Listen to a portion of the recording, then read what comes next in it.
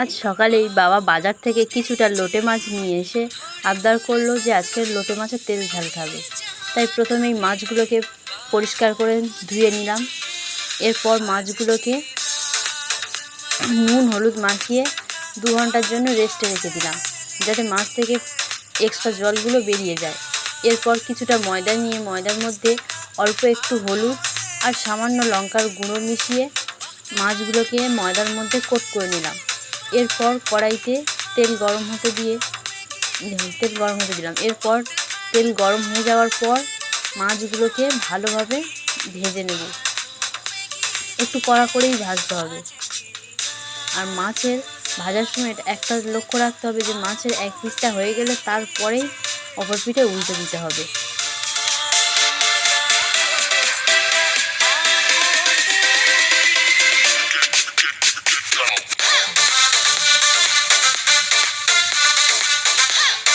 এরপর সব মাছগুলো ভাজা হয়ে যাওয়ার পর প্রথমে কড়াইয়ের মধ্যে পেঁয়াজ দিয়ে ওই মাছের তেলের মধ্যেই পেঁয়াজটা দিয়ে দেবো।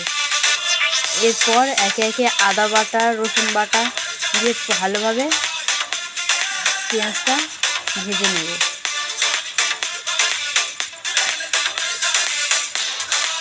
এরপর সামান্য পরিমাণে লবণ দেব, তারপর হলুদ এবং লঙ্কার গুঁড়ো দিয়ে ভালোভাবে মশলাটাকে কষিয়ে নেব।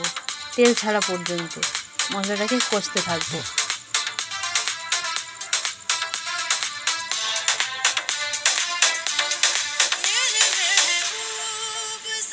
এরপর সামান্য একটু জল দিয়ে মশলাটাকে ভালোভাবে কষিয়ে নেব।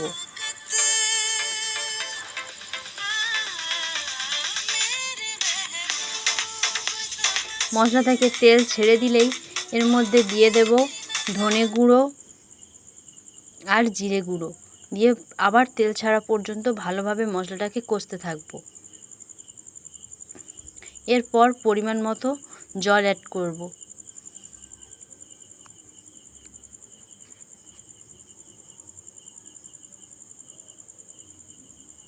তারপর জলটা কিছুটা ফুটে উঠলে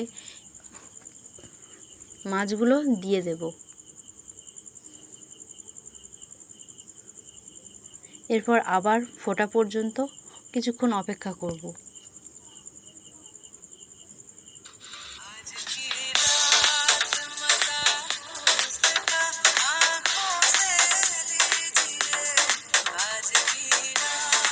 এরপর মাছটা ভালোভাবে ফুটে গেলে কিছুটা গরম মশলা উপর থেকে ছড়িয়ে দিয়ে গরম গরম সার্ভ করব লোটে মাছের গোটা ঝাল।